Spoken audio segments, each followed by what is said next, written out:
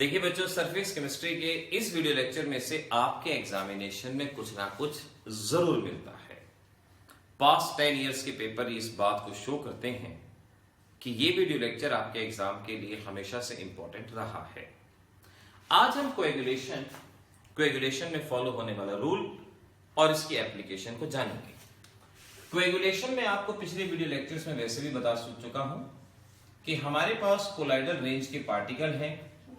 इन colloidal range के particle पे हम इलेक्ट्रोलाइट डालते हैं, ये ऑपोजिट इलेक्ट्रोलाइट को एब्जॉर्ब करते हैं, न्यूट्रल होते हैं और फिर ये कंबाइन होके हमारे पास प्रेसिपिटेट बनाते हैं।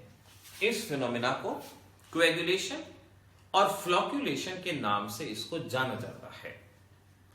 कोएगुलेशन के दौरान एक रूल फॉलो होता है, इसे हार्डी एंड स्क्यूल्ज रूल कहा जाता है। हार्डी एंड स्क्यूल्ज रूल इसे कहा जाएगा। इंपॉर्टेंट मार्क कर लीजिए, आपको ये आना चाहिए। Now Hardy and Schulze rule ये कहता है, more is the charge on oppositely charged ion, higher will be the coagulation.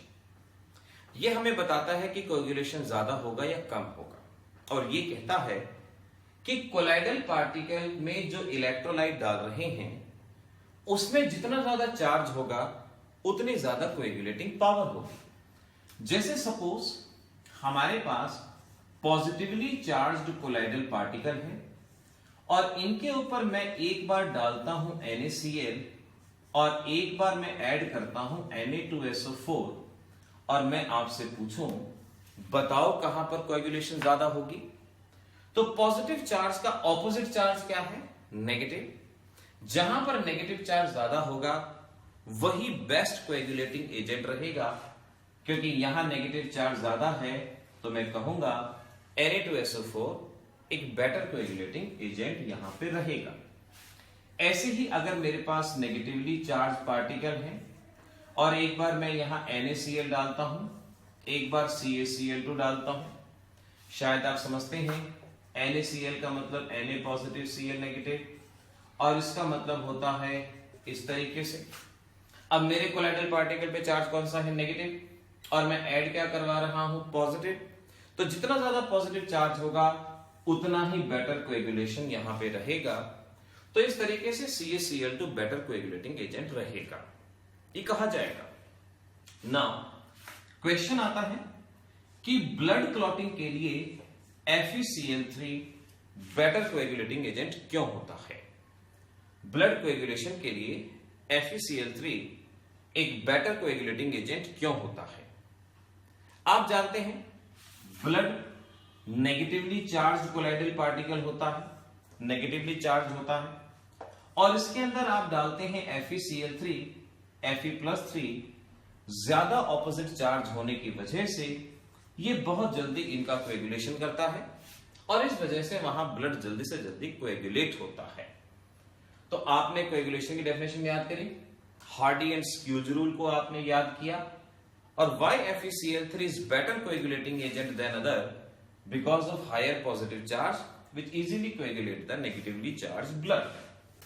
अब आपको इसकी एप्लीकेशन को सीखना है।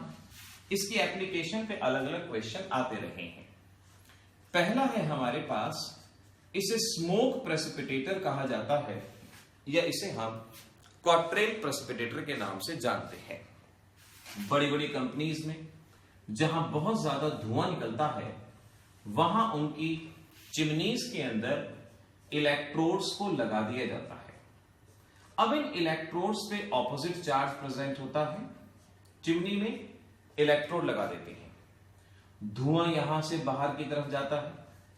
अब धुएं में कोलाइडल रेंज के पार्टिकल होते हैं और वो कोलाइडल रेंज के पार्टिकल पे कोई ना कोई चार्ज होगा, और वो चार्ज्ड पार्टिकल किसी ना किसी इलेक्ट्रोड पे जाके डिपॉजिट हो जाएंगे। अगर कोलाइडल रेंज के पार्टिकल नेगेटिव चार्ज हैं तो वो पॉजिटिव इलेक्ट्रोड पे जाके डिपॉजिट हो जाएंगे, इकट्ठा हो जाएंगे, कोएगुलेशन हो जाएगा, और वो हमारे एटमॉस्फेयर में नहीं जाएंगे, वो यहीं पर नीचे इकट्ठा हो जाएंगे, जिसको सेपरेट कर लिया जाएगा।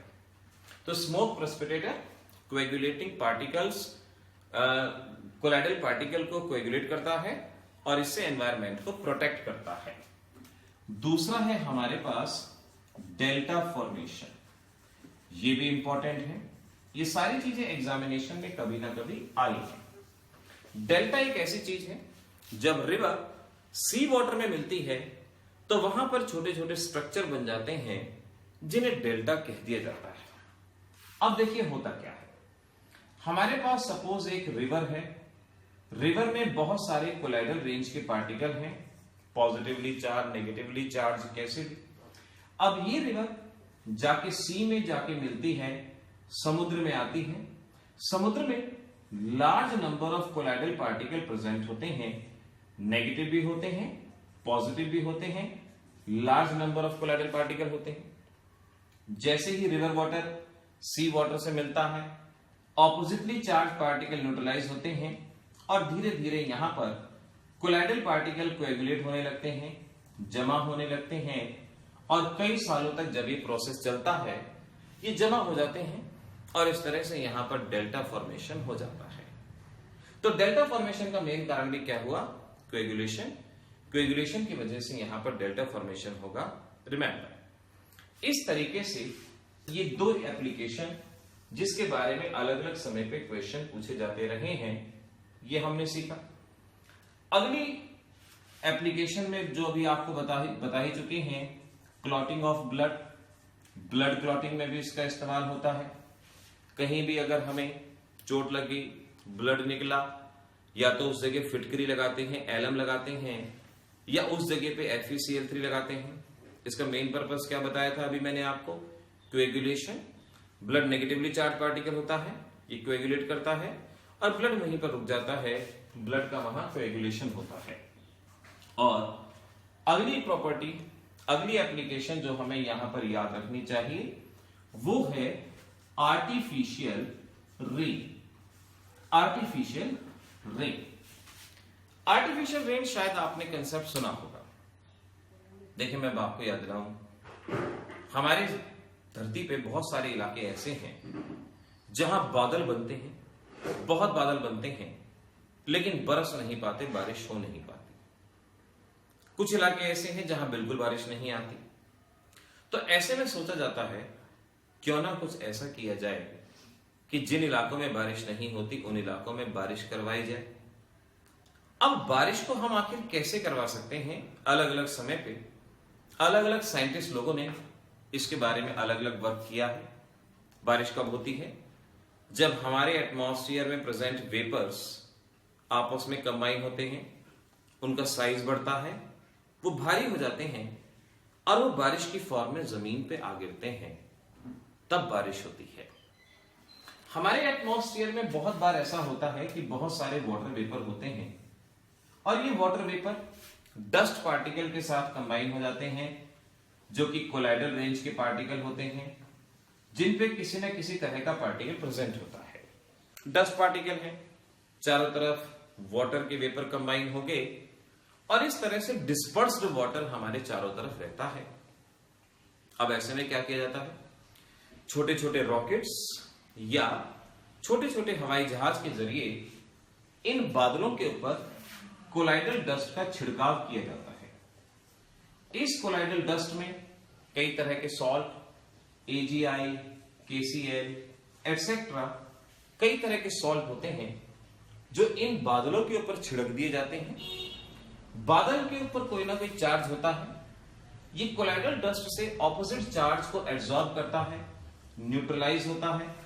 न्यूट्रलाइज होने के बाद ये पानी और ड्रॉपलेट्स एक दूसरे के पास पास आते हैं, इनका वजन बढ़ता है और वजन बढ़ने के साथ साथ ही ये बारिश की फॉर्म में नीचे गिरना शुरू कर देते हैं और इस तरह से आर्टिफिशियल रेन को कराया जाता है।